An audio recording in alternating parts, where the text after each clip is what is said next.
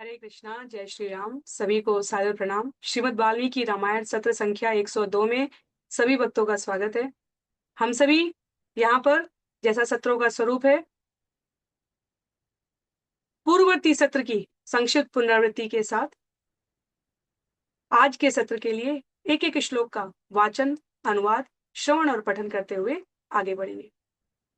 यदि हम स्मरण करें श्रीमद् वाल्मीकि रामायण से अयोध्या कांड अध्याय संख्या 12 भाग 3 हम सभी आज के सत्र में श्रवण करेंगे। अध्याय का नाम है दशरथ जी की प्रतिक्रिया और कैकेयी की अडिगता। पिछले सत्र में हमने श्रवण किया किस प्रकार महाराज दशरथ ने भरत की प्रसन्नता का वास्ता देते हुए कैकेयी को स्मरण कराया। तुम्हें क्या लगता है कैकेयी, हे दुर्बुद्धि कैकेयी, क्या राम को वनवास भेजकर भरत इस राज्य पर शासन करने का तुम्हारा यह प्रस्ताव स्वीकार करेंगे? भरत राम से भी बड़े धर्मात्मा है। क्या सीता राम को वन जाते हुए देखकर अपने आप को जीवित रख पाएंगी? क्या सीता को विकल देखकर मैं जीवित रह पाऊंगा? क्या जो अलग अलग देश के राजे महाराजे आए हुए हैं वह मेरी इस विचारशीलता को देखकर कि मैंने एक स्त्री के जो राज्य के कल्याण की कामना से परे निहित स्वार्थ और भूत प्रेत के आवेश से ग्रसित लग रही है, उसकी प्रतिज्ञा से बंधकर राम को राज्य देने की प्रतिज्ञा से स्वयं को विमुख कर लिया? हे कैकेयी, मुझे इसमें किसी का कोई कल्याण नहीं दिखता। क्या तुम पुनः विचार कर सकती हो? अनेक अनेक शब्दों से, तर्कों से अपनी चेतन अवस्था में महाराज दशरथ कैकेयी को समझाने का प्रयत्न कर रहे हैं, पर जैसा कि हम सभी जानते हैं कथा के रूप में यह किसी भी प्रकार से सिद्ध कारक न हो सका। तो मंगलाचरण के 2 श्लोकों के साथ इस अध्याय के तीसरे और अंतिम भाग को हम सभी श्रवण करेंगे। ओम अज्ञानतिमिरान्धस्य ज्ञानाञ्जनशलाकया चक्षुरुन्मीलितं येन तस्मै श्रीगुरुवे नमः। जय श्री कृष्ण चैतन्य प्रभो नित्यानंद श्री अद्वैत गदाधर श्रीवासादि गौर भक्तवृंद।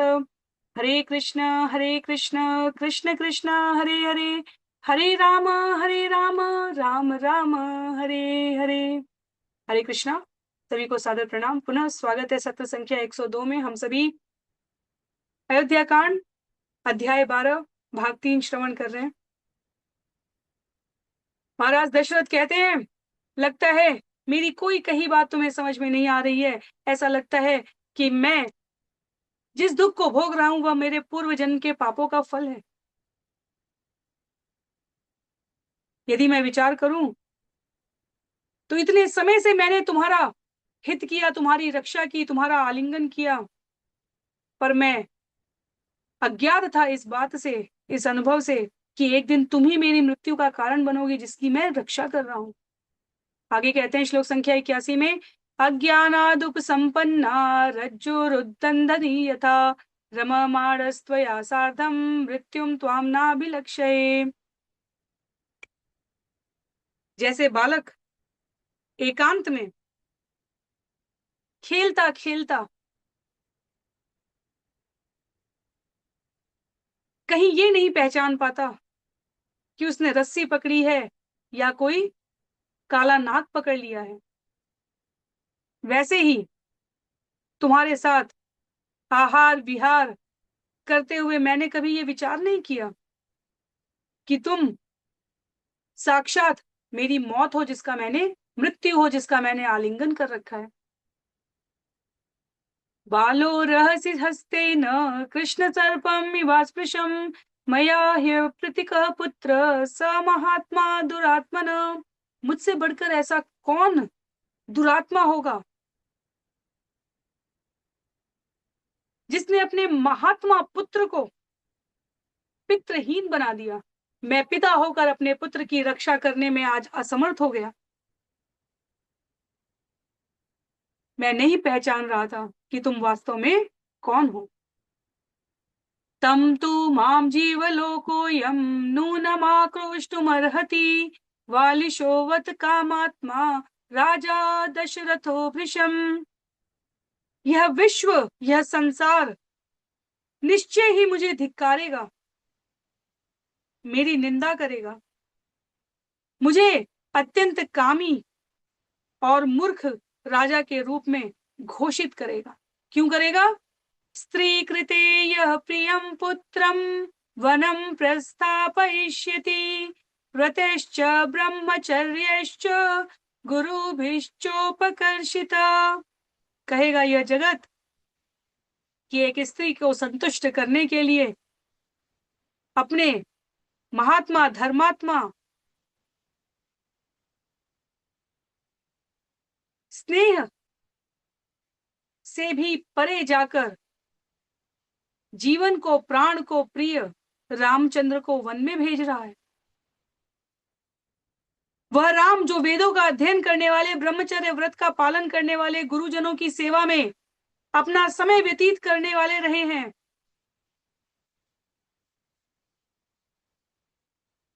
वह राम जो आदर्श है, उदाहरण है। कहते हैं भोग काले महत्कृक्षम पुनः एव प्रपत्स्यते नालम द्वितीयं वचनम पुत्रो मां प्रतिभापितुम सवनं प्रव्रजेत्युक्तो बाणमित्येव वक्ष्यति यदि मे राघव कुर्यात् वनं गच्छेति भाषित प्रतिकूलं प्रियं मे स्यान् तु वत्स करिष्यति शुद्ध भावो हि भावो मे न तु ज्ञास्यति राघव। वह जो ब्रह्मचर्य का, व्रत का पालन करने वाले, गुरुजनों की सेवा में संलग्न रहने वाले, वेद अध्ययन करने वाले, सभी प्रकार के त्याग, संयम, नियम, आचार व्यवहार के साथ थे, अब गृहस्थाश्रम में प्रवेश करते हैं। जिनके शरीर के हिष्ट पुष्ट होने का समय आया, जो पहले अत्यधिक नियम संयम के कारण अत्यधिक दुबले थे, उनके सुख भोग के समय अब उन्हें वन जाना पड़ेगा, बड़े बड़े शारीरिक कष्ट का सामना करना पड़ेगा। अपने पुत्र से यह कहना कि हे राम तुम वन को चले जाओ, वो तो बहुत अच्छा कहकर स्वीकार कर लेंगे, पर मैं प्रार्थना करूंगा कि वो मेरी बात ना स्वीकार करे, क्योंकि वो तो कभी मुझे प्रतिकूल उत्तर नहीं देंगे। पर अगर वो विपरीत कर देते, न जाते, तो मेरे लिए यह प्रिय कार्य हो जाता। पर मैं जानता हूं और तुम भी जानती हो कैकेयी, तुम मुझसे ये वर इसलिए मांग रही हो क्योंकि तुम्हें ज्ञात है कि जैसे मैं अपने वचन का मान रखूंगा, वैसे ही राम मेरे पिता होने का मान रखकर मेरे वचन का पालन करने चला जाएगा। अन्यथा यदि राम ऐसा ना करे, यदि राम ऐसा ना करे, तो मुझसे अधिक प्रसन्न और कोई नहीं रहेगा और मेरे प्राण शेष रह जाएंगे, तुम्हारा वचन पूरा हो जाएगा और राम स्वयं जाने को मना कर देंगे। इससे मेरा विचार है कि भरत को भी कोई अप्रसन्नता नहीं होगी, पर मुझे पता है राम मुझे कभी प्रतिकूल उत्तर नहीं दे सकते, इसलिए राम कभी ऐसा नहीं करेंगे। पर यदि राम चले जाते हैं, यहाँ लिखा है श्लोक संख्या 88 में, सवनम प्रव्रजित्युक्तो बाणमित्येव वक्ष्यति राघवे हि वनम प्राप्ते सर्वलोकस्य धिक्कृतम। यदि राम वन जाने की आज्ञा देने पर चले जाते हैं तो मैं सबके धिक्कार का पात्र बनूंगा। मेरे लिए तो तुमने कोई गति ही शेष नहीं रखी अभी। मृत्यु अक्षमणीयं मां नयिष्यति यमक्षयं मृते मयि गते रामे वनम मनुज पुंगव। कहते हैं यहाँ पर, मुझ अक्षम्य अपराधी को मृत्यु अवश्य यमलोक में पहुंचा देगी, और यदि नरश्रेष्ठ राम के वन जाने पर और मेरी मृत्यु हो जाएगी तो क्या हो जाएगा? इष्टे मम जने शेषे किं पापम प्रतिपत्स्यते कौशल्या मां च रामं च पुत्रो च यदि हास्यति। राम वन को चले जाएंगे, मेरी मृत्यु हो जाएगी, तो मेरे शेष प्रियजन जो यहाँ है, कौशल्या आदि, न जाने तो उनके ऊपर कौन सा अन्याय अत्याचार करेगी है कैकेयी। दुःखान्य सहती देवी मामेवानुमरिष्यति कौशल्यां च सुमित्रां च मां च पुत्रैस्त्रिभिः सह। देखते हैं यहाँ पर वाल्मीकि मुनि महाराज दशरथ विचार कर रहे हैं कि देवी कौशल्या जिनका मुझसे, राम से, यहां तक कि शत्रुघ्न और लक्ष्मण से भी विषोह हो जाएगा, क्योंकि सुमित्रा नहीं रह सकती मेरे बिना। यदि राम वन को चले जाएंगे तो लक्ष्मण और शत्रुघ्न जीवित नहीं रह पाएंगे। यदि मेरी मृत्यु हो गई तो कौशल्या तो क्या, सुमित्रा का भी जीवन नहीं शेष रह पाएगा। हे कैकेयी, यह तुम क्या कर रही हो? प्रक्षिप्य नरकेसा त्वं कैकेयी सुखिता भव, मया रामेण च त्यक्तं शाश्वतं सत्कृतं गुणे, इक्ष्वाकुकुलमक्षोभ्यम् आकुलं पालयिष्यसि, प्रियं चेत् भरतस्य तत् रामं प्रवाजनं भवेत्। विचार करो कैकेयी, इस प्रकार कौशल्या, सुमित्रा, तीनों पुत्र और मुझे भी नरक तुल्य महान शोक में डालकर तू स्वयं सुखी होना चाहती है। अनेकानेक गुणों से सत्कृत, शाश्वत, शोभ रहित यह इक्ष्वाकु कुल मुझसे और राम से परित्यक्त होकर शोक से व्याकुल हो जाएगा, और तब तू इसका पालन संचालन करना चाहती है। यदि भरत को भी श्री राम का यह वन में जाना प्रिय लगता हो तो मेरी मृत्यु के बाद वह मेरा दाह संस्कार ना करें, पर मुझे पता है कि भरत ऐसा नहीं करेंगे। कहते हैं, मास में भरत कार्षित प्रेत कृत्यम गतायुप, हंता नार्ये ममा मित्रे स कामा भव कैकेयी, मृते मयि गते राम वनम पुरुष पुंगवे, सेदानी विधवा राज्यम सपुत्र कारयिष्यसि। मैं जहां जहां तक देख पाता हूं मुझे यही लगता है कि पुरुष शिरोमणि श्री राम के वनगमन के पश्चात, मेरी मृत्यु हो जाने के पश्चात, विधवा होकर तू पुत्र के साथ राज्य करने का सपना संजो रही है। पर और भरत यदि इसमें तेरा साथ दे रहे हैं तो मेरी मृत्यु के बाद भरत को अधिकार नहीं है कि वह दाह संस्कार करें। पर समस्या ये है, लिखते हैं, मैंने विचार न किया, त्वं राजपुत्रीवादेन न्यवसो मम वेश्मनि, अकीर्तिश्चातुला लोके ध्रुव परिभवश्च मे, सर्वभूतेषु चावज्ञा यथा पापकृतस्तथा, कथं रतैर्विभुर्प्यात्वा गजाश्वश्च मुहुर्मुहुः। तू दुर्भाग्य से, मेरे व्यक्तिगत दुर्भाग्य से मेरे घर में आकर बस गई राजकुमारी। तेरे कारण संसार में पापाचारी की भांति मुझे निश्चय ही अतुलनीय अपयश की, तिरस्कार की, समस्त प्राणियों के अवहेलना की प्राप्ति होने वाली है। मेरे सामर्थ्यशाली पुत्र राम, जो रथ घोड़ा और हाथियों से यात्रा करते हैं, अब विशाल वन में पैदल विचरण कर रहे होंगे। लिखते हैं यहाँ पर, पद्भ्याम रामो महारण्ये वत्सो में विचरिष्यति, यस्य त्वाहार समये सदा कुंडल धारिण, अहम पूर्वा पचन्ति स्म प्रशस्तं पान भोजनम, स कथम तु काशायणी तिक्तानि कटुकानि च। वह राम जिनके लिए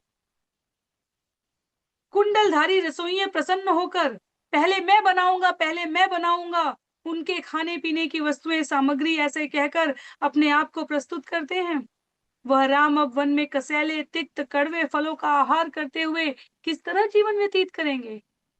भक्षयन् वन्यमाहारं सुतो मे वर्तयिष्यति, माहारः वस्त्र संवीतो भूत्वा चिर सुखोषितः। विचार कर, जो सदैव बहुमूल्य वस्त्र पहना करते हैं, जिनका चिरकाल सुख में बीता हुआ है, वे श्री राम वन में गेरुए वस्त्र पहनकर कैसे रहेंगे। महाराज दशरथ एक प्रयत्न कर रहे हैं कि कैकेयी ने वर तो किसी के प्रभाव में आकर दुर्बुद्धि होकर मांग लिया, पर वो क्या चिंतन कर पा रही हैं कि उनके इस वरदान का अयोध्या पर, अयोध्या वासियों पर, राज परिवार के सदस्यों पर, महाराज दशरथ पर, राम पर, सुमित्रा, कौशल्या, भरत, लक्ष्मण, शत्रुघ्न, सीता पर क्या प्रभाव पड़ने वाला है।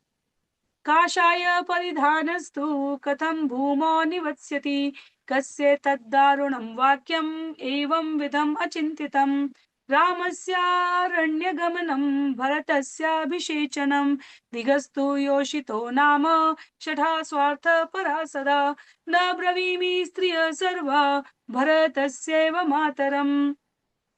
लिखते हैं यहाँ पर आचार्य, श्री राम का वनगमन और भरत का अभिषेक, ऐसे कठोर वाक्य तुम्हारे मुख से किसकी प्रेरणा से निकल रहे हैं? अगर स्त्रियां इस प्रकार मात्र अपने स्वार्थ को ही देखती हैं तो वह वास्तव में धिक्कार के योग्य है। स्वार्थ परायणता और शठता तो किसी में भी शोभनीय नहीं है। मैं कभी स्त्रियों के लिए, माताओं के लिए ऐसा कभी सोच नहीं सकता, लेकिन आज केवल भरत की माता के रूप में मैं तुम्हारी निंदा करता हूं। मेरे ये वचन समस्त स्त्रियों के लिए नहीं है, लेकिन उनके लिए अवश्य हैं, उन स्त्रियों के धिक्कार के लिए आवश्यक हैं जो धूर्त और सदा अपने मतलब निकालने में निपुण हैं। भरत की माता होने के इस क्रम में तुम्हारी निंदा करता हूं मैं।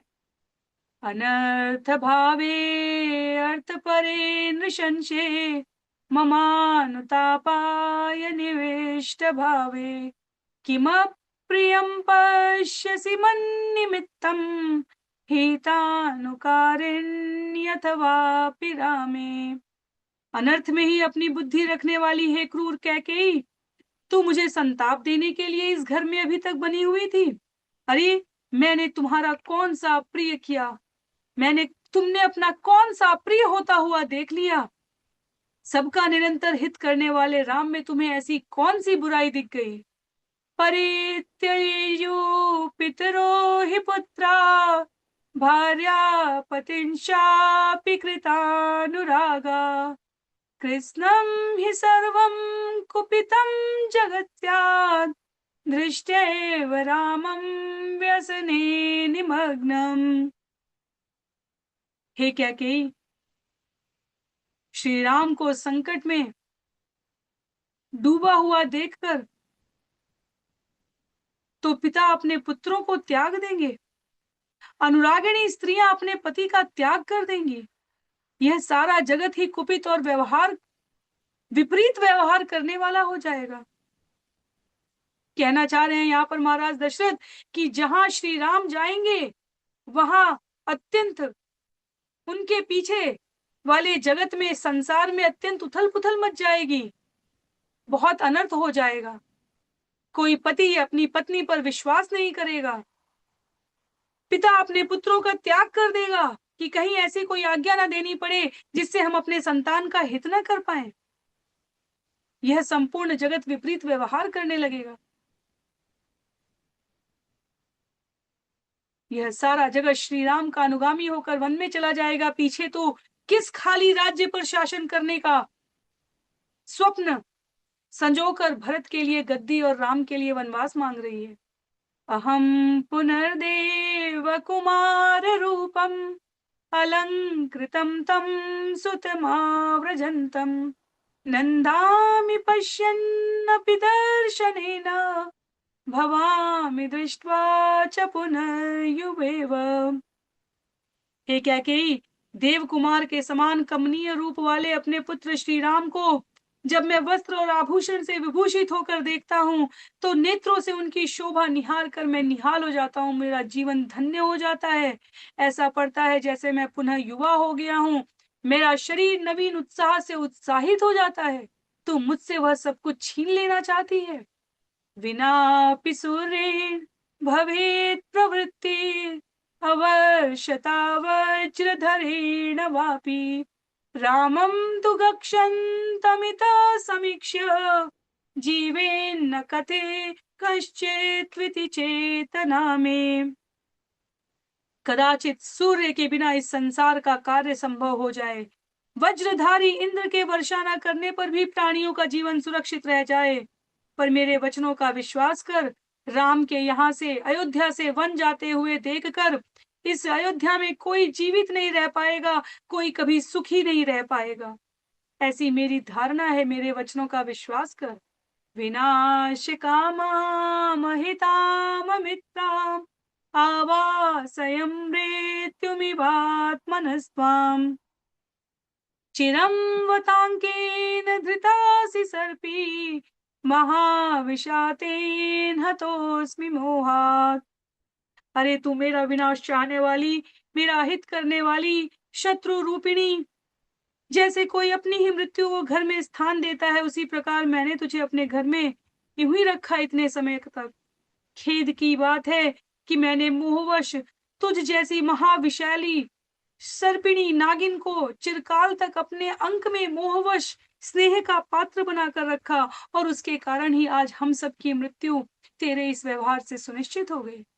मया च रामेण च लक्ष्मणेन प्रशास्तु हीनो भरतस्त्वया स, पुरं च राष्ट्रं च निहत्य बान्धवान्, ममाहितानां च भवार्भिहर्षिणी।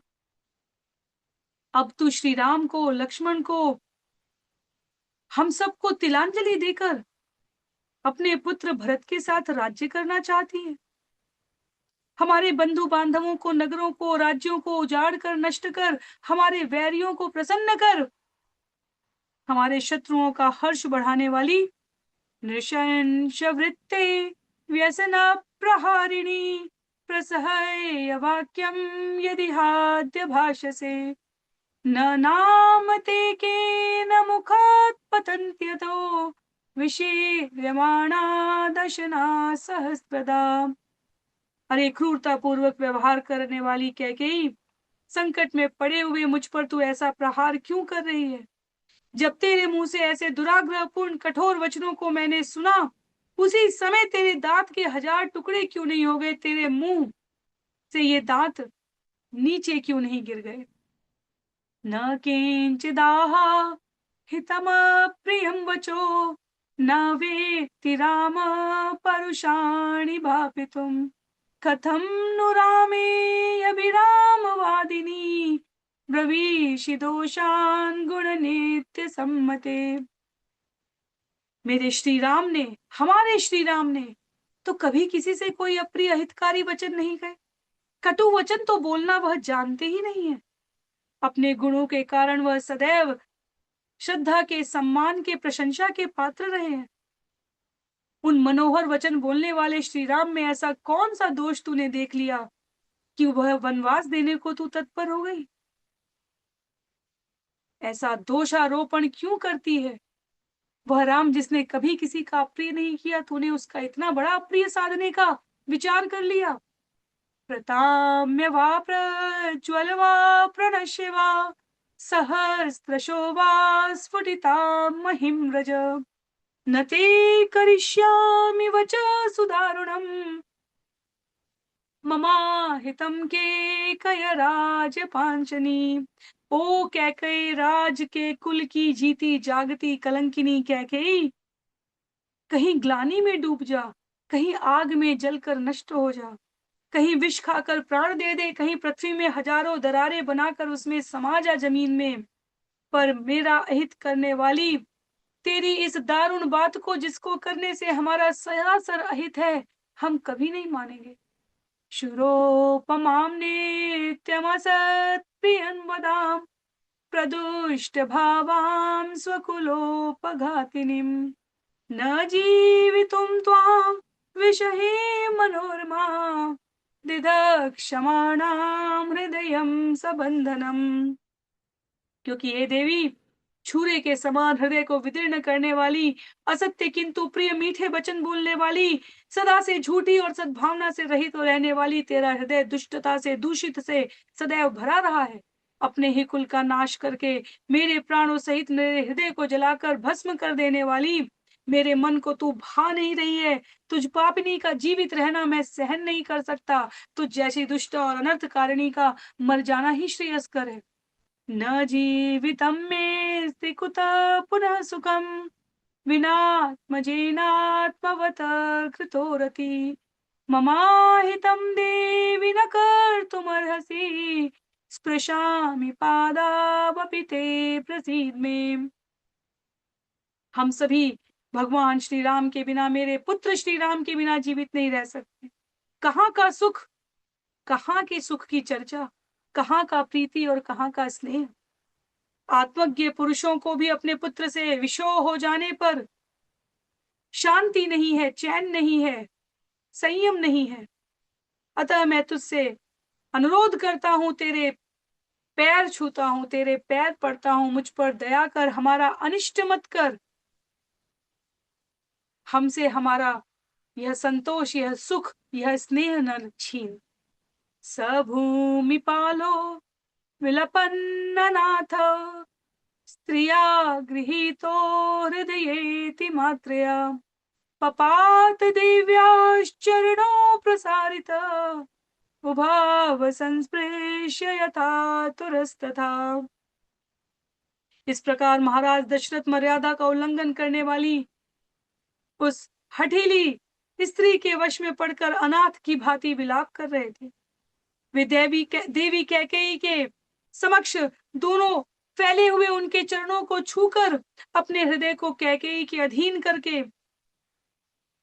जैसे कोई रोगी मूर्छा आ जाने पर गिर पड़ता है, पर दुर्बलता के कारण जो उसे प्राप्य है, प्राप्त करना चाहता है, वहां तक नहीं पहुंच पाता, वैसे ही महाराज दशरथ दुर्बलता के कारण कैकेयी के फैलाए हुए चरणों तक न पहुंच पाए और यूं ही अनाथों के समान गिड़गिड़ाते हुए मूर्छा खाकर गिर पड़े। इस प्रकार श्री वाल्मीकि निर्मित आदि काव्य के अयोध्या कांड का, वाल्मीकि रामायण का यह 12वां सर्ग यहाँ पर समाप्त हो रहा है। अगले सत्र में हम सभी चर्चा करेंगे अध्याय संख्या 13 में, जहां दशरथ जी के शोक और मानसिक यंत्रणा के साथ वह रात्रि व्यतीत होगी। और अगले कुछ अध्यायों में इस प्रकार हम सुमंत्र के आगमन की, उत्सवमय अयोध्या नगरी के वर्णन की, श्री राम के राज दरबार में पधारने की, कैकेयी के कठोर वचन को सुनने की, क्रमशः एक एक अध्याय में अगले क्रमबद्ध तरीके से इस घटना की जीवंत प्रस्तुति जो वाल्मीकि जी द्वारा की गई है उसका श्रवण और पठन करेंगे। आज के लिए सत्र को यहीं पर विराम करते हैं। सभी को अतीव आभार। श्रीमद् वाल्मीकि रामायण की जय, श्रील प्रभुपाद की जय, श्रील गुरुदेव की जय, अनंत कोटि वैष्णव वृंद की जय, नामाचार्य श्रील हरिदास ठाकुर की जय। हरे कृष्णा, जय श्री राम।